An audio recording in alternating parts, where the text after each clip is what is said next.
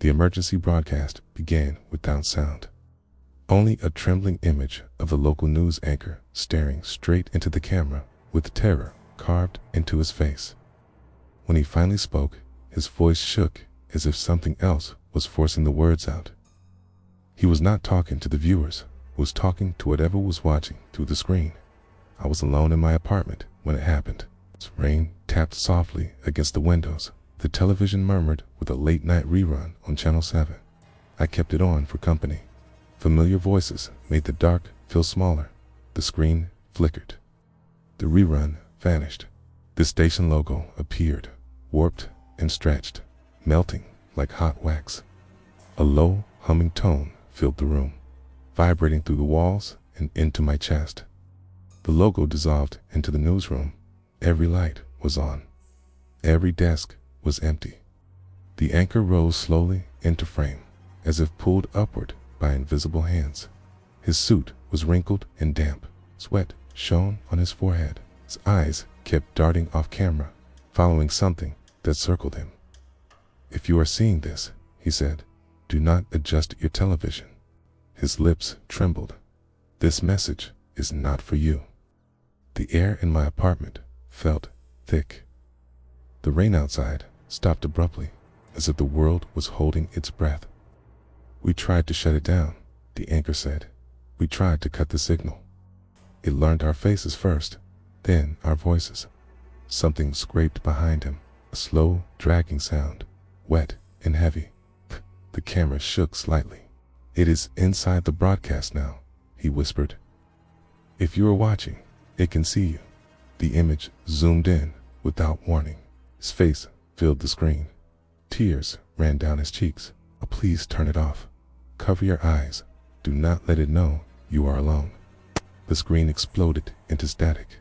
I grabbed the remote, pressing buttons until my thumb ached. Nothing changed. The static grew louder, screaming like insects trapped in glass.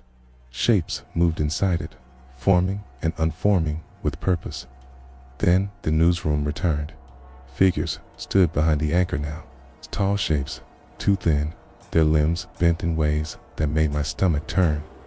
Their faces looked unfinished, stretched tight like masks over something struggling beneath.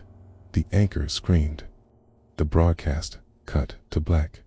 Every channel was gone.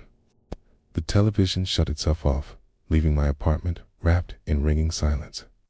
I did not sleep that night. By morning, the news flooded the internet. Channel 7 had vanished. The building was found empty. Lights on, cameras rolling, coffee still warm. No staff, no signs of violence. Authorities called it a technical failure. Stress-induced hallucinations. They released a shortened version of the emergency broadcast. The warning was gone, but I remembered every word. That night, the television turned on by itself. The newsroom was darker now. Stains marked the walls, black and glossy. The camera drifted slowly, floating through the empty studio like a searching eye. The anchor stepped into view, or something wearing him. His smile was wide and stiff. His eyes reflected the lights like polished glass. "Thank you for staying with us," he said warmly. "We need witnesses." More figures emerged behind him. Some wore faces I recognized. Reporters, camera operators. Their mouths moved a fraction too late when they spoke. "We live between signals," the anchor said. "Between frames, between blinks." The camera moved closer. I saw thin seams along his hairline. Skin pulled tight over something that shifted beneath. "Every screen is a door," he said. "And you left yours open." The television went black. My phone buzzed. Breaking news. Channel 7 is back. My hand shook as I turned the television on again. The newsroom looked normal. Bright lights, clean desks. The anchor smiled calmly into the camera. "Good evening," he said. "Thank you for your patience. Everything is under control." I almost believed him. Then his eyes locked onto mine. "We see you."